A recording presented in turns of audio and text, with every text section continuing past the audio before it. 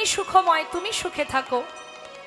আমার জীবনে যে কষ্টই আসুক না কেন সে তো আমার কর্মফল। কিন্তু আমরা ভুল করি মা।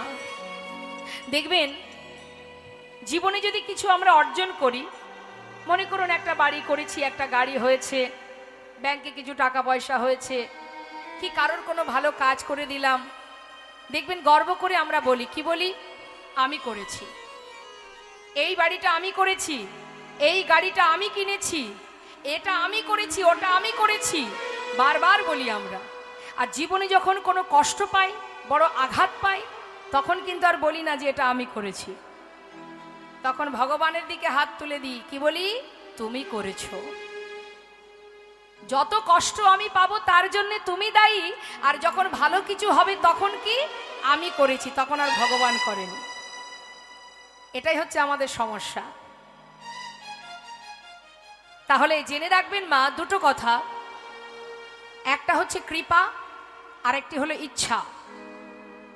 এই দুটো শব্দ মাথায় রেখে দিন, কৃপা আর ইচ্ছা। জীবনে যা কিছু আপনি পেয়েছেন তার কৃপায় পেয়েছেন। তিনি কৃপা করেছেন, আপনার কর্ম অনুযায়ী আপনি ফল পেয়েছেন, তিনি কৃপা করে দিয়েছেন।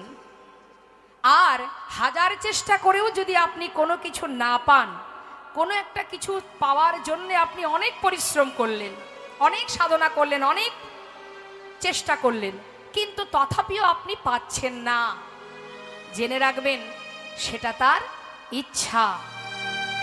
সে আপনাকে দেবে না। কেন দেবে না? তার কারণ সেটাতে আপনার মঙ্গল হবে না। নিতাই গৌর হরি বল, হরি বল। তাই হাজার চেষ্টা করলেও তুমি পাবে না। সে জানে এটা যদি ওকে দিই ওর ভালো হবে না। ভগবান যেটাই করেন তার পিছনে কারণ থাকে। নিতাই গৌর হরি বল। আজ গৌর হরি বললেন, শোন গোবিন্দ, তুমি যে আমার সঙ্গী হবে, জীবনে কষ্ট দুঃখ এলে সইতে পারবে? দয়াময়, তোমার সঙ্গী হয়েছি এটাই অনেক, এতে আর কষ্ট কিসের আর দুঃখ কিসের? বেশ, সঙ্গী করে নিলেন। সঙ্গী করে নেবার পর বললেন, চলো ভক্ত, আজই আমরা নীলাচল ছেড়ে কিছুদিনের জন্য তীর্থে যাব। বেশ দয়াময়, সমস্ত ভক্তগণকে নিয়ে এবার গৌরহরি তীর্থে যাত্রা করলেন। তো যখন যাচ্ছেন মা, গৌরহরি বলছে, ভক্ত, তীর্থে যখন চলেছি তাহলে মুখে সবাই মিলে আমরা কৃষ্ণ নাম করি। ভক্তরা বলছে, গৌরহরি, কৃষ্ণ নাম তুমি করো, আমরা কৃষ্ণ নাম করব না। সে কি, কৃষ্ণ নাম করবে না? তাহলে কি করবে? বলছে, প্রভু গো, কৃষ্ণ নাম তুমি গাও, তবে আমরা গাইব, তবে কৃষ্ণ নাম আমরা গাইব না। আমরা কি গাইব? আমাদের ভগবানের নাম গাইব। আমাদের ভগবান কে মা? জোরে বলুন। গৌরহরি। হ্যাঁ, তা গৌরহরি যাচ্ছে কৃষ্ণ বলতে বলতে, আর ভক্তরা পশ্চাতে যাচ্ছে গৌর নাম গাইতে গাইতে। তা একবার আমরাও গাইব। কি গাইবেন তো? ইচ্ছা আছে গাইবার? দেখে হাত তুলো। বাহ। আর দুনি যারা বসে আছেন চেয়ারে, দেখছি চেয়ারে বসে আছেন, ভাবছি আমরা চেয়ারে বসেছি, আমাদের হাত না তুললেও চলবে। আমরা তো উপরে উঠে গেছি, হাত না তুললেও চলবে।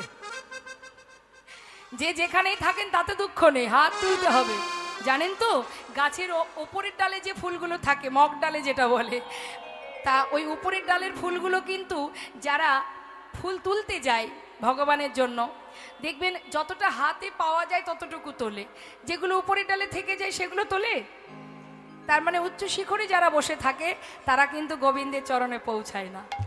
তা সেইখানে বসে থেকে যদি আমরা গোবিন্দ ভজন, আমাদের সাধনা যদি সঠিক হয়, নিশ্চয়ই আমরা যেমন করেই হোক, যদি আমরা ঠিকঠাক ভজন করতে পারি, তাহলে কি হবে? যে ভক্ত ফুল তুলতে যাবে সে যেন তেন প্রকারে সেই ডালগুলো নিচে নামিয়ে ফুলগুলো তুলে নিয়ে গোবিন্দ চরণে পৌঁছে দেবে। হরি বল, হরি বল। তা দেখি হাত তুলুন সবাই মিলে। মনে মনে ভাবছে, মেয়েটা যে কিভাবে বারবার জ্বালাচ্ছে। কিচ্ছু করার নেই মা, হাত তুলতেই হবে। ভগবানের দেওয়া হাত, কৃষ্ণ ভজনের হাত, সমাজের কল্যাণে লাগে যে হাত, সেটাই হলো প্রকৃত হাত।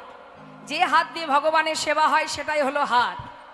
হাত সেটা নয় যে হাত দিয়ে মাতা পিতাকে চুলির মুঠি ধরে বের করে দেওয়া হয়, কাউকে আঘাত করা হয়, কাউকে খুন করা হয়, সেটা কিন্তু হাত নয়। হাত সেটাই যে হাতে সমাজের কল্যাণ হয়, জীবের কল্যাণ হয়, ভগবানের সেবায় লাগে। তা যদি ভগবানের সেবার জন্য হাত থেকে থাকে তাহলে একবার তুলবেন সবাই। বাহ, এই তো, এই না হলে ভক্ত ঠাকুমা কি হয়েছে, হাতে কি হয়েছে? জপের মালা আছে, সমস্যা কোথায়? একবার তুলুন দেখি, তুলুন তুলুন, হাত তুলুন। নিতাই গৌর হরিবল হরিবল।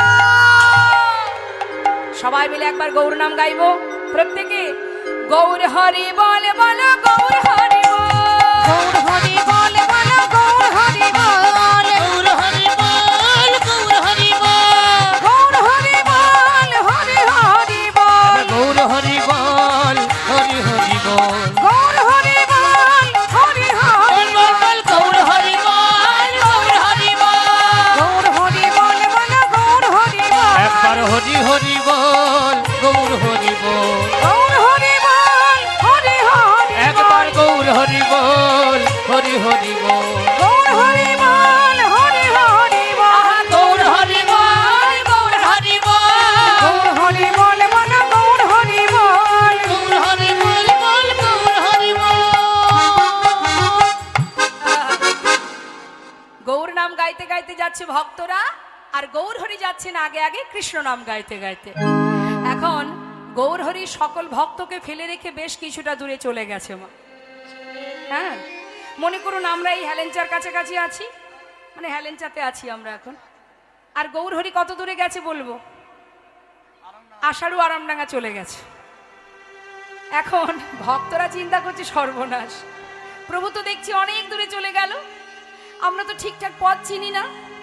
তখন এক ভক্ত বলছে, যাচ্ছে যাক না প্রভু, তিনি তো জানেন যে আমরা পিছনে আছি, আমাদেরকে না নিয়ে তিনি কোথাও যাবেন না। এখন ভক্তরা মনের আনন্দে সবাই প্রভুর চরণ স্মরণ করতে করতে যাচ্ছে, আর গৌরহরি কিন্তু মা একা একা যাচ্ছে।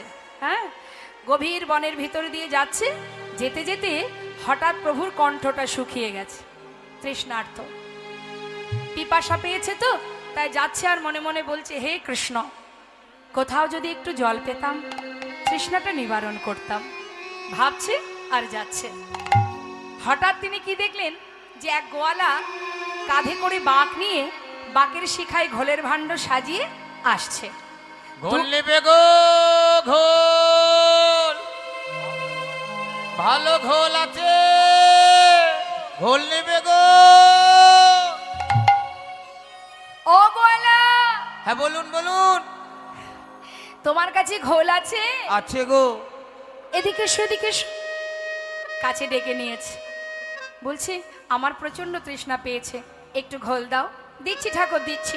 তাড়াতাড়ি করে বাঘটা নামিয়ে এক ভাণ্ড ঘোল যেই না প্রভুর হাতে দিতে যাবে, এমন সময় গৌরহরি বলছে, অগোয়ালা জানো তো আমার প্রচন্ড তৃষ্ণা পেয়েছে, ওই ছোট ভাণ্ডে আমার হবে না, যেটা সবচেয়ে বড় ভাণ্ড আছে ওটা আমাকে এই দাও। বড় ভাণ্ডটা? হ্যাঁ, ওই নাও ঠাকুর, বড়টা নাও। আমাকে দাও। গোয়ালা মনে মনে ভাবছে, বাবা ঘুম থেকে উঠে যে আজকে কার মুখটা দেখেছি, দিন যে আমার এত ভালো যাবে আমি বুঝতেই পারিনি। এই ঠাকুর যদি এত বড় ভাণ্ডের ঘোলটা খেয়ে নেয় তাহলে তাড়াতাড়ি বিক্রি করে ঘরে চলে যেতে পারবো। কত আনন্দ গোয়ালার, এত খুশি মন তার, মনের আনন্দে বাঘ ছোট ভাণ্ডগুলি নিচে নামিয়ে বড় ভাণ্ডটা প্রভুর হাতে দিচ্ছে। প্রভু সেই এক ভাণ্ড ঘোল একা সেবা করে খালি ভাণ্ডটা দিয়ে বলছে, গোয়ালা কৃষ্ণ কৃপাময়, তোমায় যেন কৃপা করে। গোয়ালা ভাবছে ঠাকুর দামটা বের করুক, আমি ততক্ষণে ভাণ্ডগুলি সব গুছিয়ে নিই। পরপর ভাণ্ড গোছাচ্ছে, মাথাটা নিচু করে ভাণ্ড গোছাচ্ছে। গোছানো শেষ, হঠাৎ পিছন দিকে ফিরে হাত বাড়িয়ে ঘোলের দাম নেবে বলে যেই না হাত বাড়িয়েছে, দেখছে ঠাকুর চলে যাচ্ছে। ঠাকুর, ও ঠাকুর, বলি ও ঠাকুর, ও ঠাকুর, ও ঠাকুর। গৌরহরি পিছন ফিরে বলছে, ডাকছো নাকি? ডাকছো মানে? ঘোলটা খেলে ঘোলের দামটা দাও। ঘোলের দাও?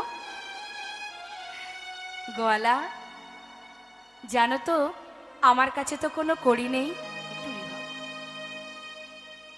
তোমার কাছে কড়ি নেই? ঠিক আছে, তুমি আগে বলনি কেন? আগে বলনি কেন তোমার কাছে কড়ি নেই? এখন ঘোল খেয়ে তারপরে বলছো কড়ি নেই? অত শত জানি না, আগে দাম দেবে তারপরে যাবে। গৌরহরি বলছে, বললাম তো, দেখতে পাচ্ছ না আমি সন্ন্যাসী, আমি কড়ি কোথায় পাই বলো? হায় হায়, গলা কপাল চাপড়াচ্ছে মা, আর মনে মনে বলছে হাই পোড়া কপাল। হরিবল হরিবল। এই ঠাকুর ঘোল খেয়ে এখন কিনা বলে দাম নাই। যার কাছে কড়ি থাকে না তার ঘোল খাওয়ার শখ আসে কোথা থেকে? তাও কিনা বড় ভান্ডের ঘোল। হায় হায় হায় হায়, এ আমার কি হলো গো?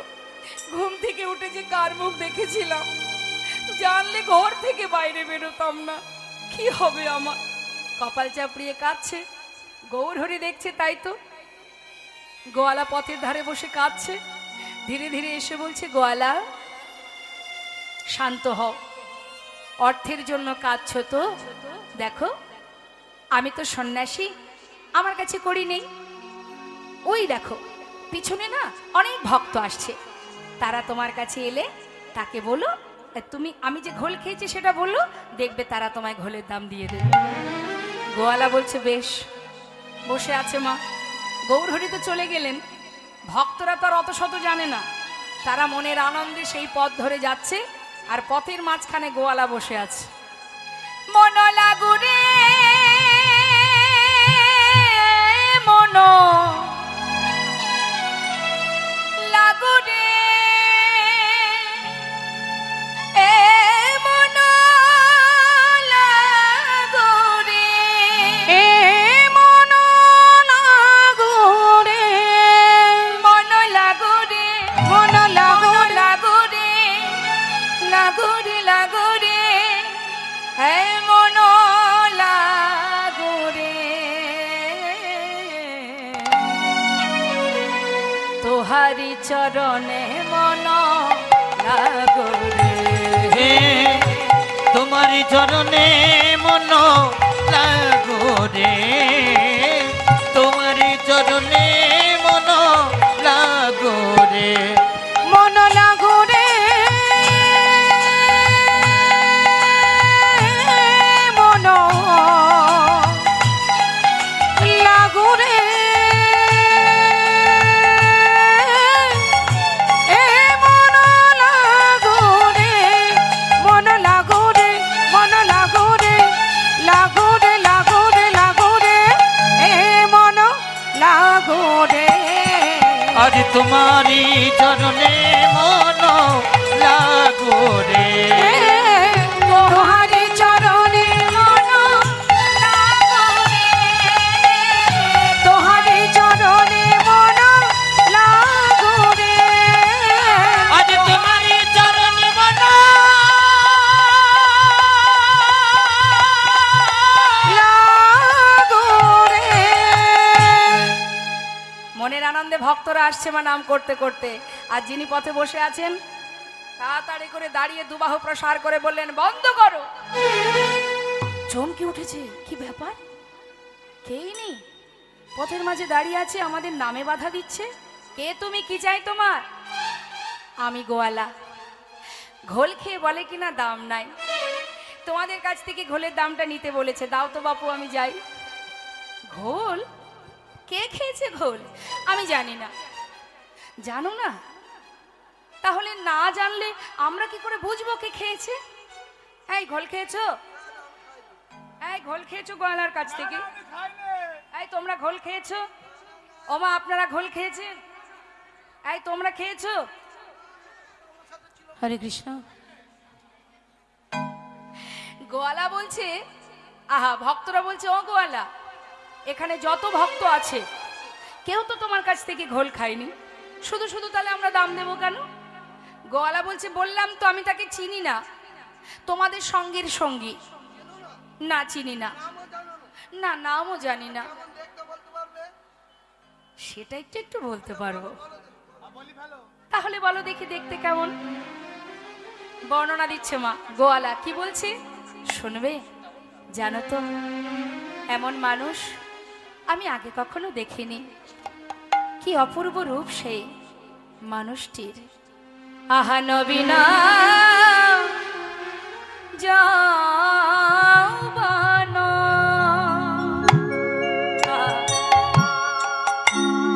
কি অপরূপ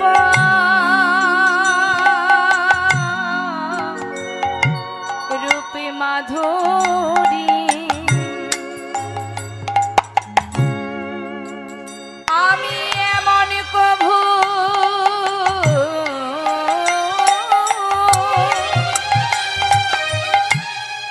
দেখি না, যাই রে রূপে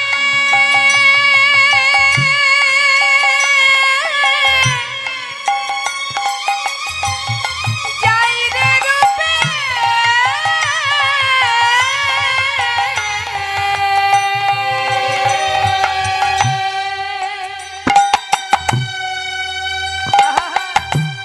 যায় রে রূপে, যায় রে রূপে বলি হারি, সে যে নবীন যৌবন।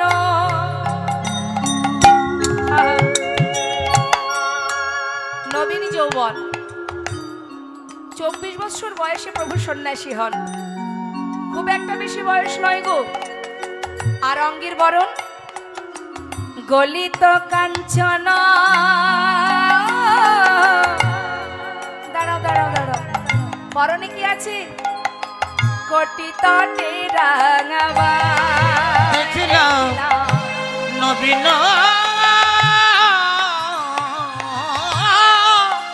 যৌবন,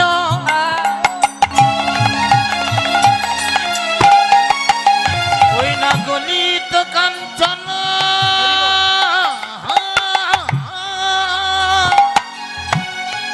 দেখলাম কোটি তটি রাঙাবাই রাঙাবাই, দেখিলাম কৃষ্ণ বলিয়া নেচে যায়,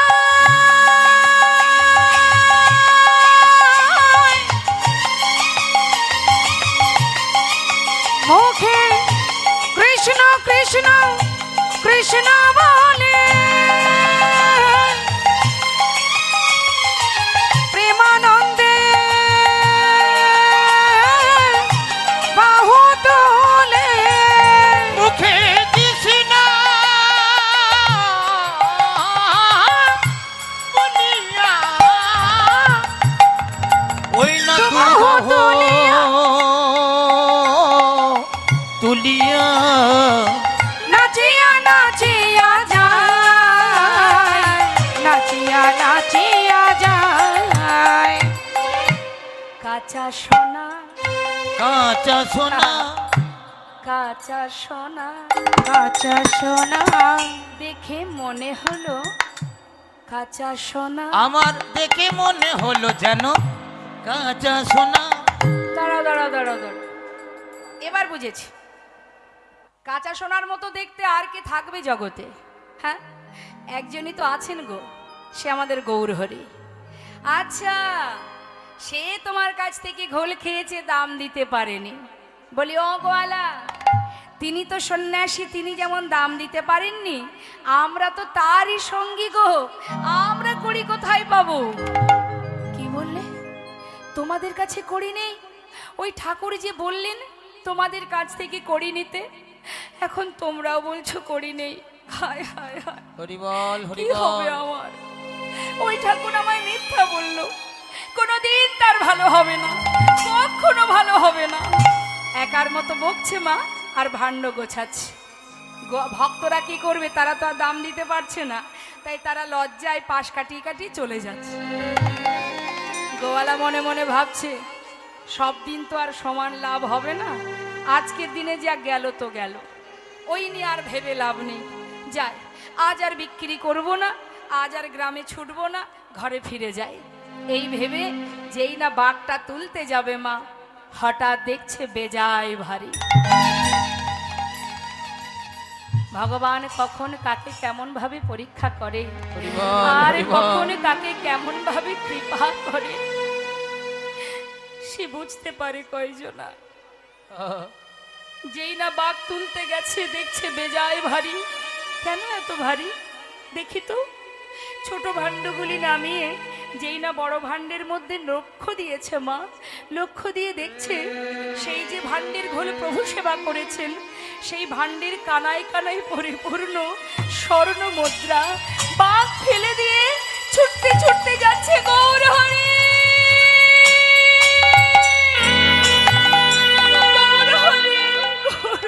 হরি বল, হরি বল, হরি বল। একটু দাঁড়াও দয়াময়, একটু দাঁড়াও, আমায় তুমি ক্ষমা করে দাও প্রভু গো। আহা, আমি তোমায় চিনতে পারিনি দয়াময়, এ তুমি কি করলে বলো। আমি তো তোমায় চিনতে পারিনি। আমাকে যদি তুমি কৃপা করবে তবে এইভাবে কেন করলে? না জেনে না বুঝে আমি যে কত কটু কথা তোমায় বলেছি দয়াময়, হরি বল। আমাকে ক্ষমা করো, তুমি ক্ষমা করে দাও প্রভু। প্রভু গো আমার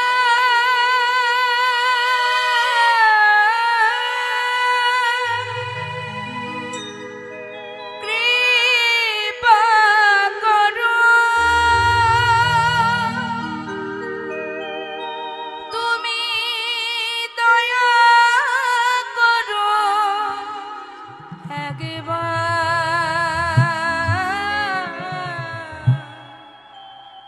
তুমি কৃপা করো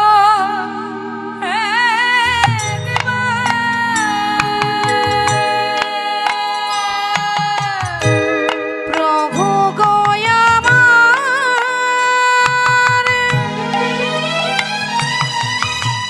কৃপা করো, দয়া করো একবার। প্রভু কৃপা করো একবার। প্রভু গো আমায়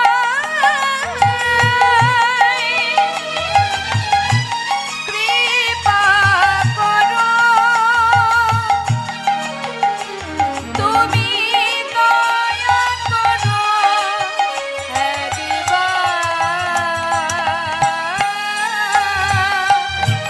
কৃপা করো একবার। প্রভু গো আমার কৃপা করো, দয়া করো একবার। হে প্রভু কৃপা করো একবার। যুগে যুগে তুমি এসেছ ধরাতে উদ্ধারিতে পৃথিবী, তাই তো তোমায় ডাকি প্রভু, দয়া করো এ দিনে। তুমি প্রভু না করিলে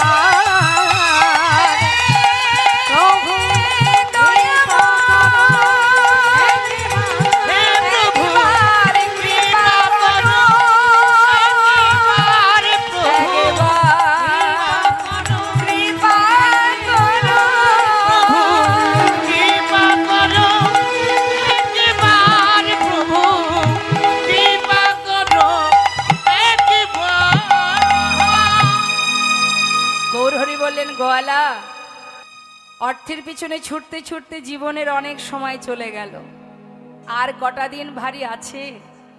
যাও, আশীর্বাদ দিলাম তোমায়, বাকি দিন কটা ঘরে গিয়ে কৃষ্ণ ভজন করো। যাও গোয়ালা, আশীর্বাদ করলাম। হরি বল। সত্য কথা বাবা, আমাদের জীবনটাও তাই মা। সারা জীবন অর্থের পিছনে ছুটতে ছুটতে আমাদেরও গোনা দিন ফুরিয়ে যাচ্ছে। না জানি কখন আয়ুরবি পশ্চিম দিকে ঢলে পড়বে। কিন্তু যে কৃষ্ণ ভজনের জন্ম পেলাম, যিনি এই স্বাদের মানব জন্ম দিয়ে মর্তধামে পাঠিয়ে দিল, হরি বল, হরি বল। ভালো ভালো জায়গায় ঘুরলাম, ভালো খেলাম, ভালো বসবাস করলাম, ভালো পোশাক পরলাম, যার করুণায় পেলাম, যার কৃপায় পেলাম, শুধু তাকে ভালোবাসতে পারলাম না। কে জানে আর কতটুকু সময় আছে, কতটুকু তোমায় ভালোবাসতে পারবো। তুমি তো কাঙালের হরি, তুমি তো বিপদ ভঞ্জন মধুসূদন, তুমি তো করুণাময় কৃপাময় পতিত পাবন। হরি বল। যদি নিজ গুণে কৃপা করে একবার চরণ তলে ঠাঁই দাও, তবেই তোমার চরণ পাবো দয়াময়। একবার মনে কৃপা করো।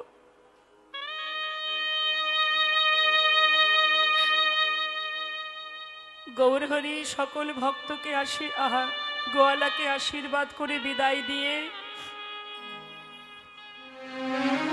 সমস্ত ভক্তগণকে নিয়ে এসে পৌঁছালেন।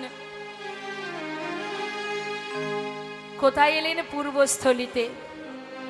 মহাজন বললেন, দেখো নানা গ্রামে ঘুরি গোরা আইলা পূর্বস্থলে, নানা গ্রামে ঘুরি গোরা আইলা পূর্বস্থলে। ওই নানা গ্রাম, ওই নানা গ্রামে ঘুরি গোরা আইলা পূর্বস্থলে। ভক্তগণে সবে মিলে হরি হরি বলে, ভক্তগণ সবে মিলে হরি হরি বলে। ওই ভক্তগণ সবে মিলে হরি হরি বলে।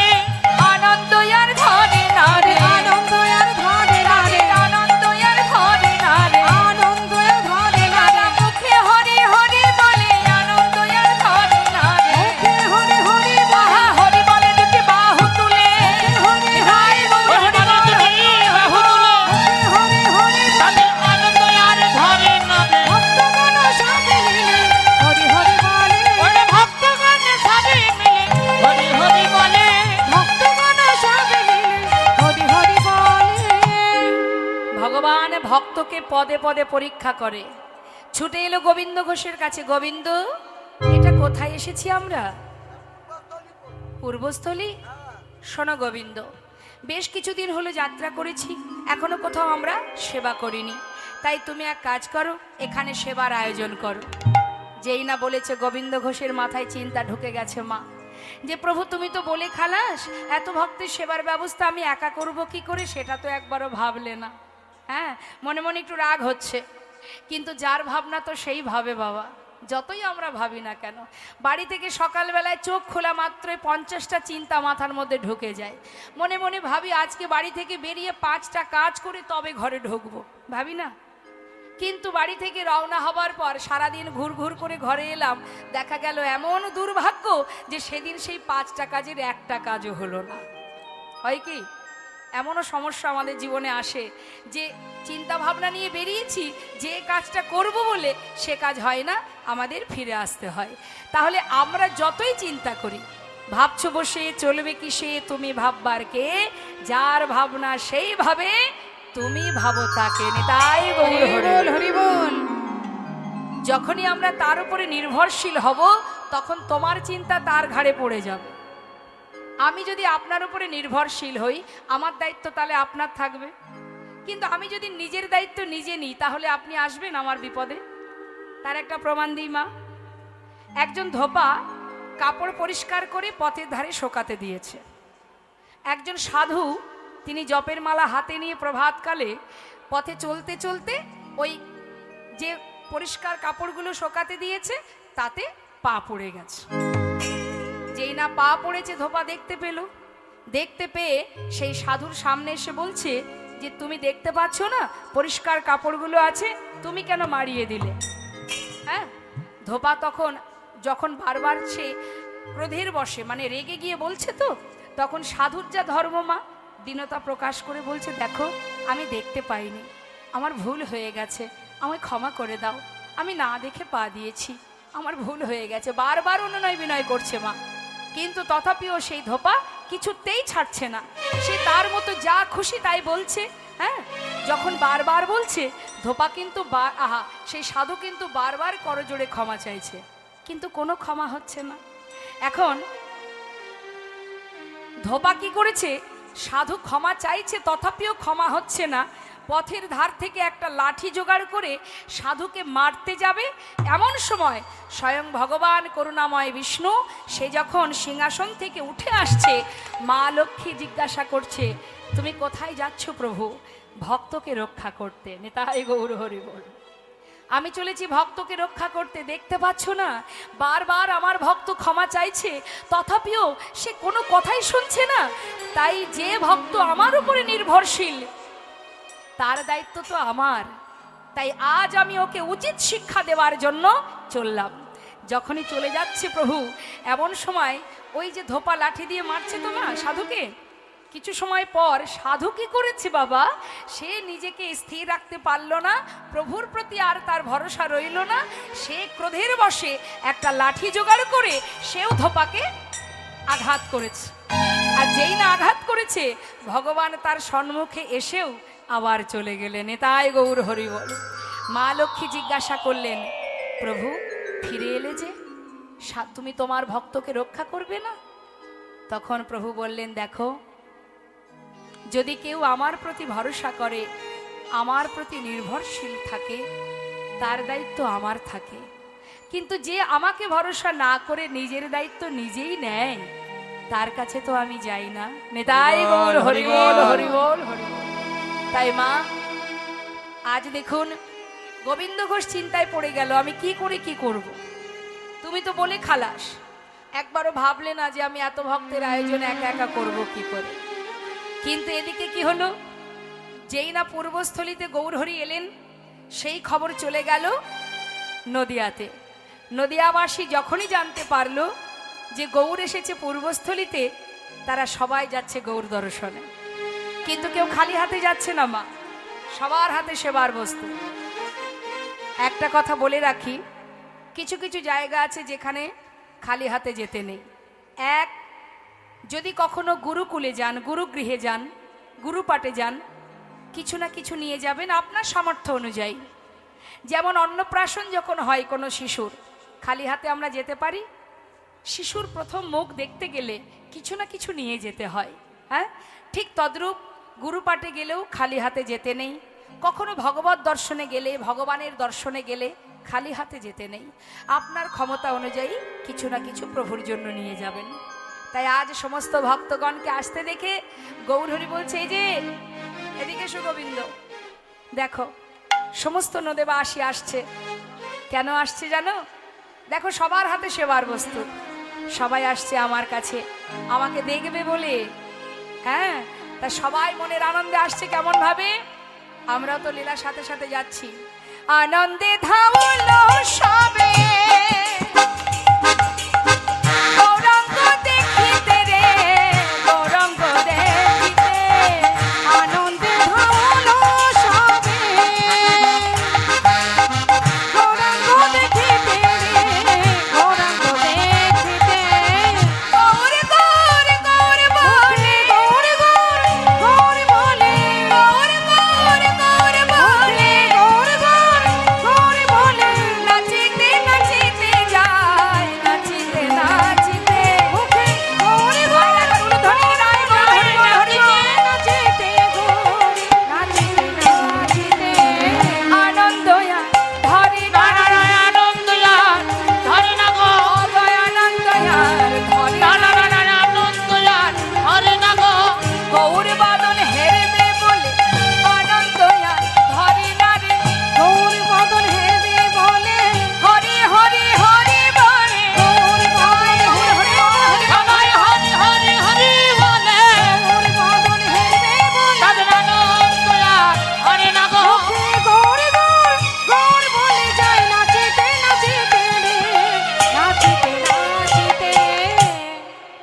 এদিকে এসো।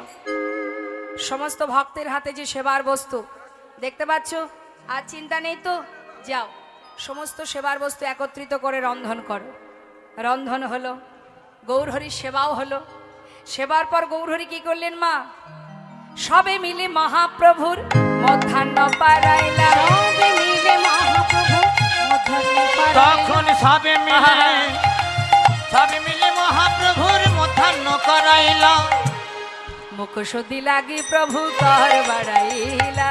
মুখশুদ্ধি লাগি প্রভু করে বাড়াইলা। মুখশুদ্ধি লাগি প্রভু করে বাড়াইলা। দাও, কি চাই প্রভু জানো না? সেবার পরে কি দিতে হয়? কি দিতে হয় সেবার পরে? কি ভালোবাসেন প্রভু? কি মুখশুদ্ধি বলুন?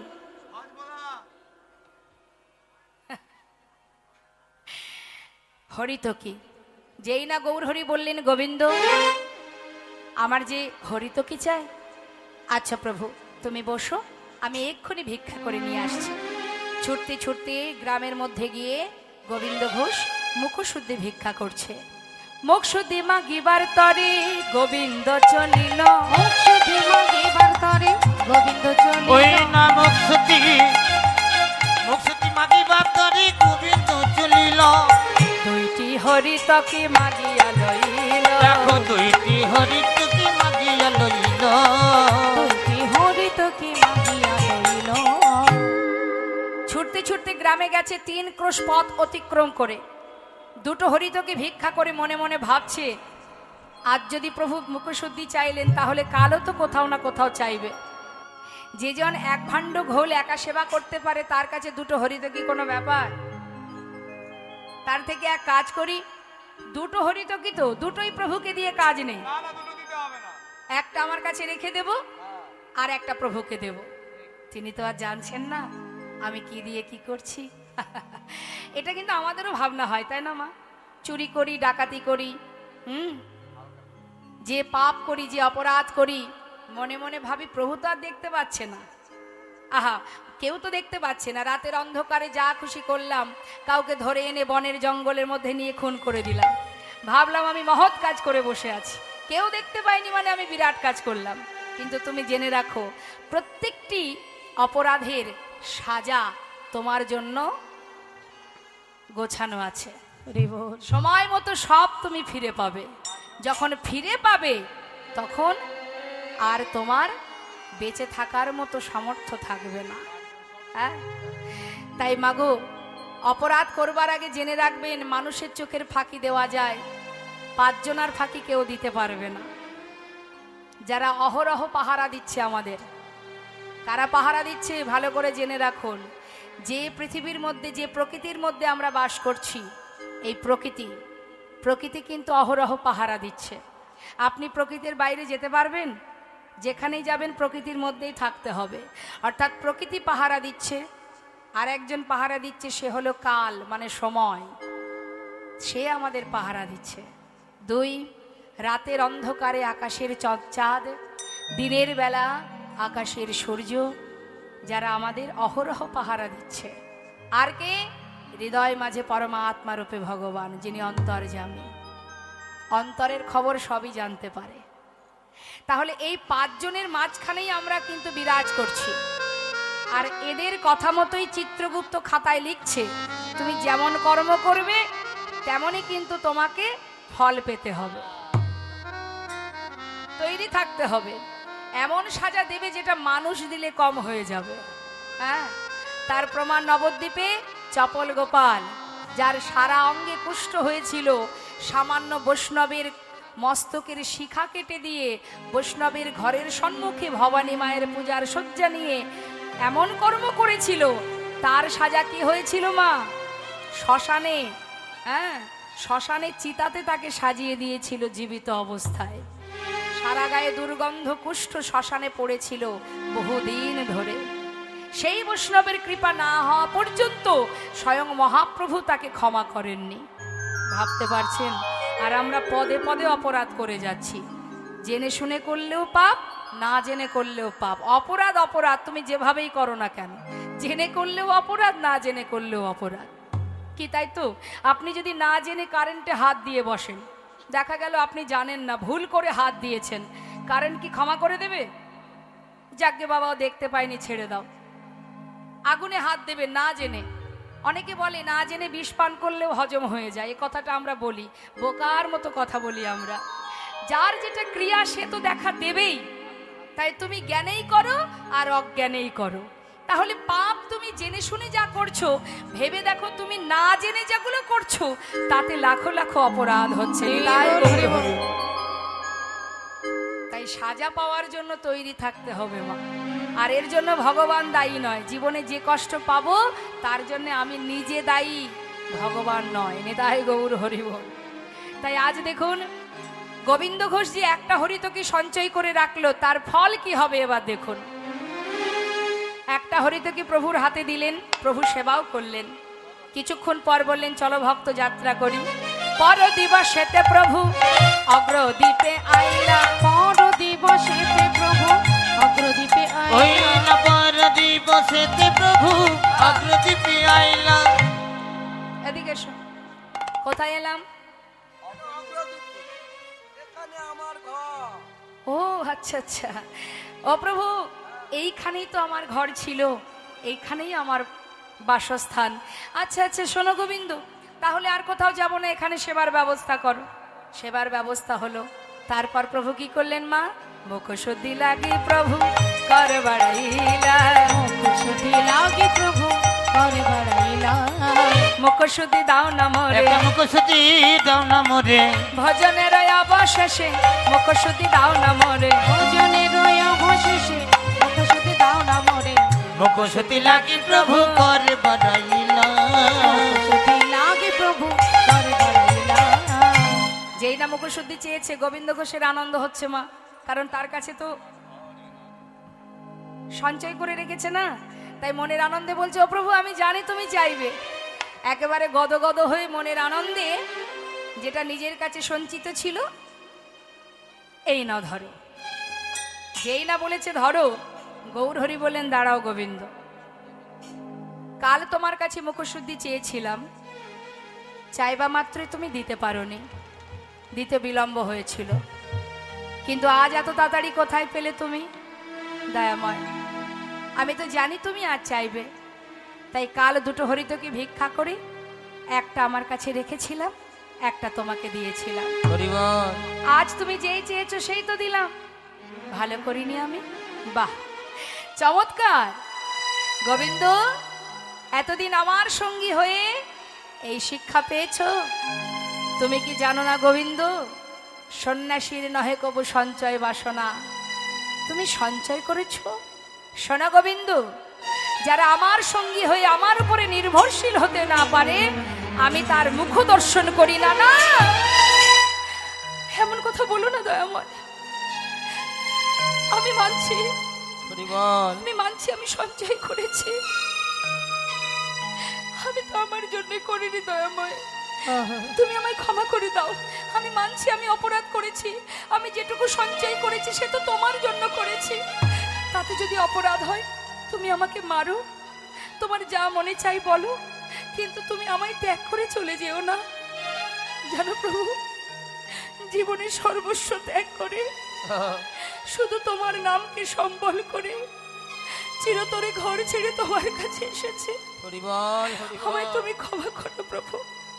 চরণটা জড়িয়ে ধরেছি। গৌরহরি কোনো কথাই শুনছে না, তার যে কথা সেই কাজ। ভক্ত গোবিন্দ সর্বস্ব ত্যাগ করে আমার সঙ্গী হয়েছে ঠিকই, কিন্তু সঞ্চয় বাসনা ওর মন থেকে এখনো যায়নি। ও সঞ্চয়ী, আর আমি কোনো সঞ্চয় বৃত্তি মানুষের সঙ্গ করি না। তাই আজ থেকে আমি ওকে ত্যাগ করলাম। না না দয়াময়, তুমি আমায় ত্যাগ করতে পারো না। ছুটে গিয়ে চরণটা জড়িয়ে ধরেছে মা, জড়িয়ে ধরে কাজ। তুমি পতে পাবন হরি হে,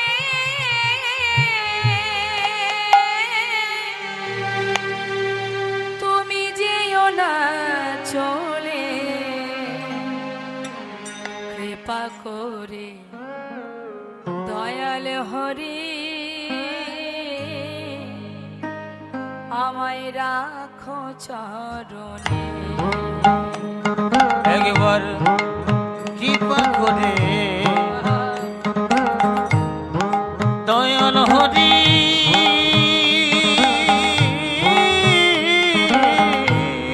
হরি বল।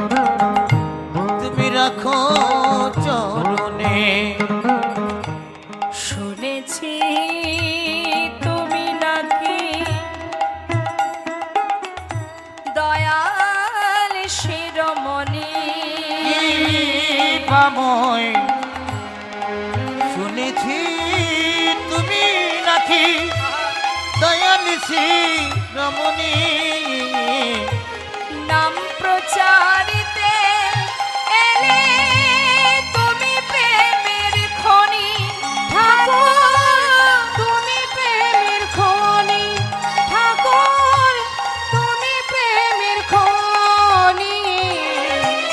দিবানিশি রয় আমি তোমার শরণে। কি পাময় দিবানিশি রই আমি তোমারই শরণে।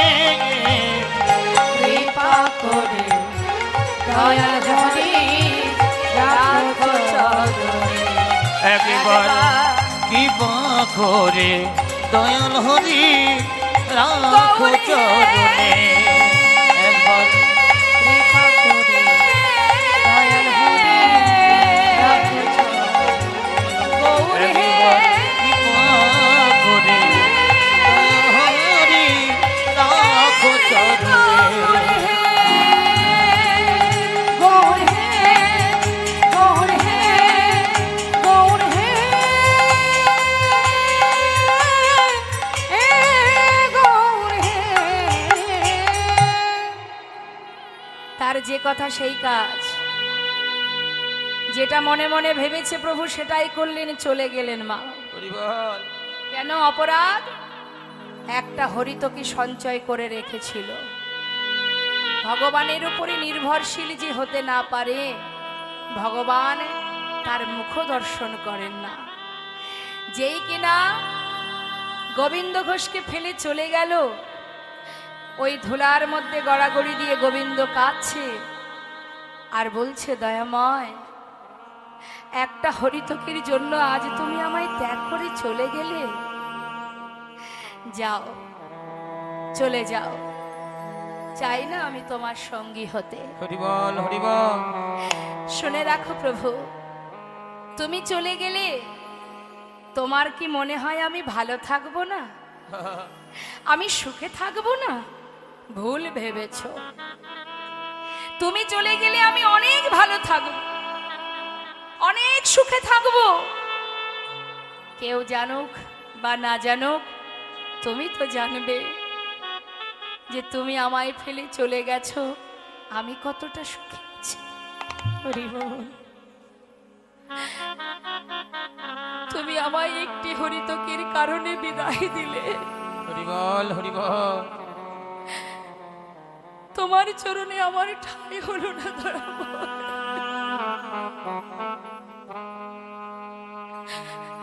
কি নিয়ে বাঁচবো আমি? এই অগ্রদ্বীপের মাটিতে দাঁড়িয়ে আমি প্রতিজ্ঞা করলাম, আজ তুমি আমায় ফেলে চলে গেছো। যদি আমি মনে প্রাণে তোমায় ভালোবেসে থাকি, যদি সর্বদাই আমি তোমাকে ডেকে থাকি, হরি বল। শয়নে স্বপনে যদি তোমায় স্মরণ করে থাকি, আজ চলে গেছো তো তোমাকে আমার কাছে আবার ফিরে আসতে হবে। এই অগ্রদ্বীপের মাটিতে দাঁড়িয়ে আমি প্রতিজ্ঞা করলাম, ফিরে তোমায় আসতেই হবে। এক পক্ষ কালের মধ্যে তোমাকে আমার কাছে আবার ফিরে আসতে হবে। আমি চাই না তোমার সঙ্গী হতে। প্রভু তো চলে গেল মা। গ্রামবাসী গোবিন্দকে দেখে চিনতে পারলেন। মনে মনে ভাবছে, মা এ তো আমাদের পাড়ার ছেলে, চল চল ওকে ধরে নিয়ে ঘরে পৌঁছে দিই। কারণ গোবিন্দ ঘোষ ধুলায় গড়াগড়ি দিয়ে কাঁদছে তো মা, তাই সবাই মিলে ধরে তাকে নিয়ে তার ঘরে পৌঁছে দিল। কিন্তু যেজন এতদিন প্রভুর সঙ্গে থেকেছেন, প্রভুর সঙ্গে চলেছেন, ঘুরেছেন, তার কি আর মায়ার ঘরে মন বসে মা? হরিবল হরিবল। 15 দিনে এক পক্ষ কাল হয়। কেমন কঠিন প্রতিজ্ঞা! যদি আমি তোমাকে মনে প্রাণে ভালোবেসে থাকি, এক পক্ষ কালের মধ্যে তুমি আমার কাছে আবার ফিরে আসবে। দেখতে দেখতে এক একটা দিন চলে যাচ্ছে, তার জীবনে যেন মনে হয় এক এক জনম কেটে যায়। পারছে না। ঘরে থাকতে থাকতে 13 দিন হয়ে গেল, শুধু পথের দিকে তাকিয়ে থাকে। এই বুঝি প্রভু এলেন, এই বুঝি গৌরহরি এলো, কিন্তু শুধু চেয়েই রইল, প্রভু এলো না। 13 দিন যখন পার হলো মা, গোবিন্দ ঘোষ মনে মনে স্থির করলেন, লোকে বলে যার কেউ নেই তার ভগবান আছে, কিন্তু আজ যে আমি প্রভুর চরণ থেকেও বিতাড়িত হয়েছি, তাহলে আর আমার কে বা আছে? প্রভুর চরণে যখন ঠাঁই পেলাম না, এ প্রাণ বেঁচে থেকে কি লাভ? ওই গঙ্গার জলে নিজেকে বিসর্জন করে দেব। আমি আর বাঁচতে চাই না দয়াময়, আর বাঁচতে চাই না। ভক্তের মনের খবর জানতে পেরে গৌরহরি ছিলেন রামকেলিতে, রামকেলি মা মালদাতে। সেই রামকেলিতে একটা কোষ্ঠী পাথর, কালো কোষ্ঠী পাথর গঙ্গার জলে ভাসিয়ে দিয়েছিলেন। আর সেই পাথরটা ভাসতে ভাসতে ওই অগ্রদ্বীপের ঘাটে এসে পৌঁছালো। আর এদিকে গোবিন্দ সেই স্থির করলেন প্রাণ ত্যাগ করবেন, প্রভু ছাড়া বাঁচবে না সে। যে জন মনে প্রাণে ভগবানকে ভালোবাসে মা, সে কি করে ভগবানকে ছেড়ে বাঁচবে? তাই যাচ্ছে গঙ্গার ঘাটে আর প্রভুকে ডাকছে, দয়াময়, এ জীবনে তোমায় ভালোবাসতে পারলাম, তুমি মনে কৃপা করো। কাছে আর যাচ্ছে। হরি হে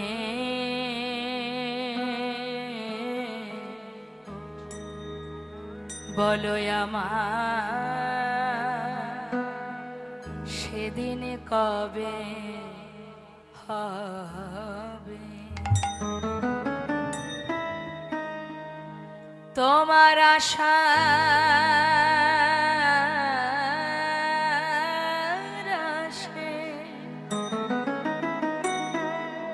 প্রভু আছি বসে, বলো বলো কবে চরণ দেবে দয়াময়। বলো বলো সেদিন কবে বা হবে আমার, সেদিন কবে বা হবে? ভবের মাঝে আসা যাওয়া, তোমায় ডাকা হলো না, যা বলবো বলে এসেছিলাম, আমাদের বলা হলো না। এই ভবের মাঝে আসা যাওয়া, তোমায় ডাকা হলো না, আমরা যা বলবো বলে এসেছিলাম, আমাদের বলা হলো না। এই ভবের মাঝে আসা যাওয়া, তোমায় ডাকা হলো না, যা বলবো বলে সবাই এসেছিলাম,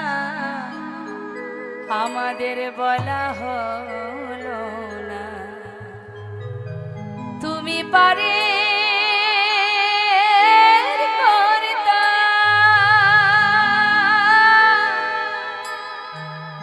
আমরা শুনি বার্তা, হে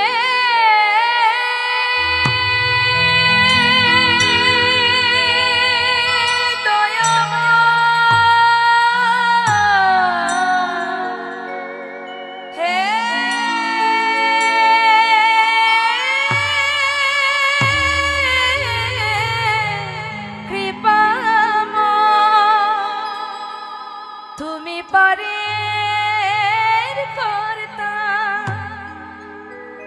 আমরা শুনি বার্তা,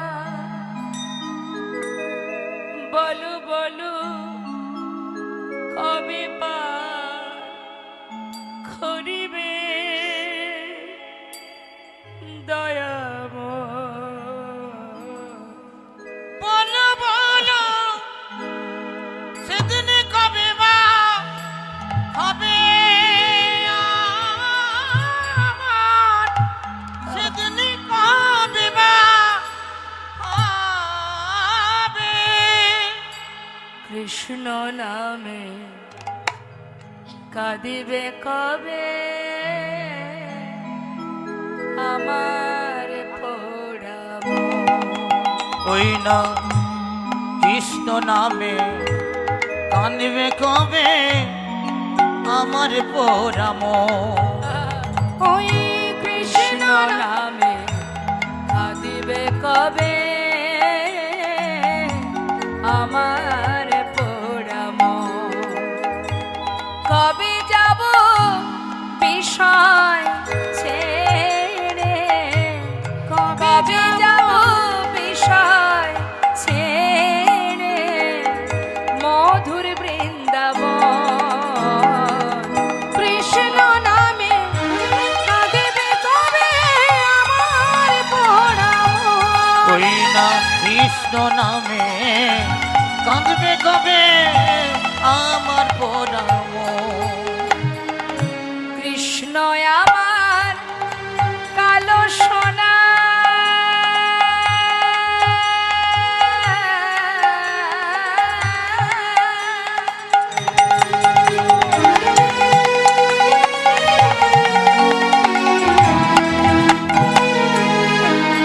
ওই কৃষ্ণ আমার কালো সোনা বনমালী সে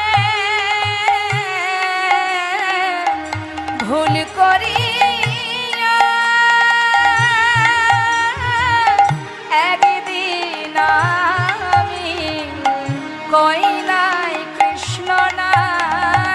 ভুল করিয়া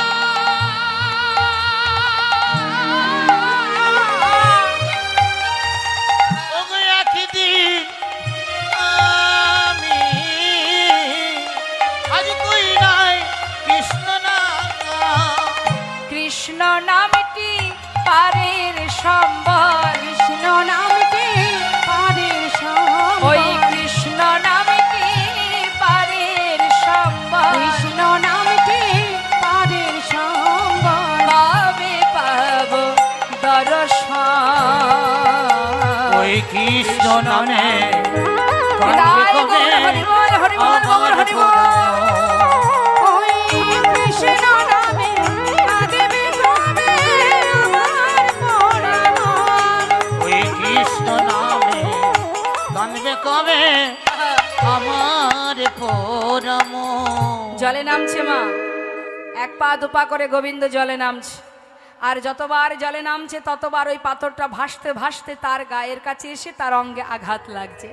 আর যতবার অঙ্গে লাগছে ততবার সেটাকে দূরে সরিয়ে দিচ্ছে। কেন? ভাবছে কোনো মরা পোড়ানো কালো যে পোড়া কাঠ হয় না মা, ভেবেছে কোনো মরা পোড়ানো কাঠ, সামনে তো শ্মশান, হয়তো কোনো কাঠ ভেসে এসেছে। কোনো দিকে তার লক্ষ্য নেই, বারবার দূরে সরিয়ে দিচ্ছে। আর ওই পাথরটা বারবার এসে তার অঙ্গে লাগছে। কখনো শুনেছেন যে পাথর জলে ভাসে? শোনেননি তো। শাস্ত্রে বললেন নামের গুণে শোলা ডোবে পাথর ভাসে জলে রে। হ্যাঁ, আজ পাথর যখন এসে বারবার গায়ে লাগছে, গোবিন্দ ঘোষ সেটাকে হাতে করে নিয়ে তীরে উঠে আবর্জনার মধ্যে ছুঁড়ে ফেলে দিল। হঠাৎ দৈববাণী, গোবিন্দ ঘরে ফিরে যাও, নিজেকে বিসর্জন করো না, ঘরে ফিরে যাও। দৈববাণী শুনে গোবিন্দ ঘোষের আর মরা হলো না মা, ফিরে গেল ঘরে। তার মানে 13 দিন পার হয়ে গেল, এলো 14 দিন। ভক্ত যদি মনে প্রাণে ভগবানকে ডাকে, তা ভগবান কি আর দূরে থাকতে পারে? ভক্তির ভান্ডার যদি কানায় কানায় পুড়ে যায়, ভক্তকে ভগবানের কাছে যেতে হয় না, তিনি নিজেই আসেন ভক্তের কাছে। রামকেলি থেকে আবার ফিরে এলেন অগ্রদ্বীপে।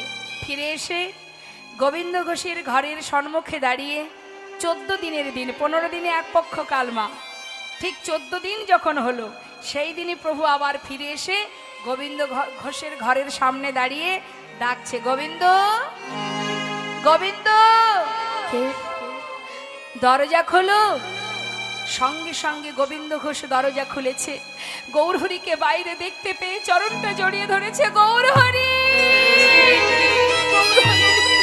হরিবল হরিবল। তুমি এসেছো দয়াময়, আমার মতো অধমের কথা তোমার মনে আছে। দয়াময়, আর পারবো না, তোমায় ছেড়ে আর থাকতে পারবো না। আজ যখন তুমি এসেছো, কথা দাও তুমি আর কোনোদিন আমায় ছেড়ে কোথাও যাবে না, আমাকে কোনোদিন তোমার চরণ ছাড়া করবে না। শান্ত হও, কথা দিলাম কখনো তোমাকে আমার কাছ থেকে দূরে সরাবো না। গোবিন্দ, বলো দয়াময়, তুমি গঙ্গার জলে ডুবে মরতে গিয়েছিলে, হ্যাঁ, কিছু পেয়েছিলে? একটা পোড়া কাষ্ঠ, পোড়া কাষ্ঠ কোথায় সেটা? সে তো আবর্জনাতে ফেলে দিয়েছি প্রভু, শিগগিরই নিয়ে এসো। ছুটতে ছুটতে সেই গঙ্গার পাড়ে গিয়ে আবর্জনা থেকে সেটাকে তুলে দেখছে এ তো কোষ্ঠী পাথর। গৌরহরির কাছে এসে বলছে, দয়াময়, এই কি তোমার আগমন বার্তা? হ্যাঁ, আমি আসবো, তাই আমার বার্তা আমি অনেক আগে পাঠিয়েছিলাম, তুমি বুঝতে পারোনি। শোনো গোবিন্দ, এই কোষ্ঠী পাথর দিয়ে একটা বিগ্রহ তৈরি হবে, সেই বিগ্রহ আমি তোমার ঘরে স্থাপন করব। একটা বিগ্রহ তৈরি হলো মা, স্থাপন করে প্রাণ প্রতিষ্ঠা করলেন প্রভু, নাম দিলেন গোপীনাথ। শোনো গোবিন্দ, এই যে বিগ্রহ তোমার ঘরে আমি স্থাপন করলাম, এই বিগ্রহের নাম গোপীনাথ।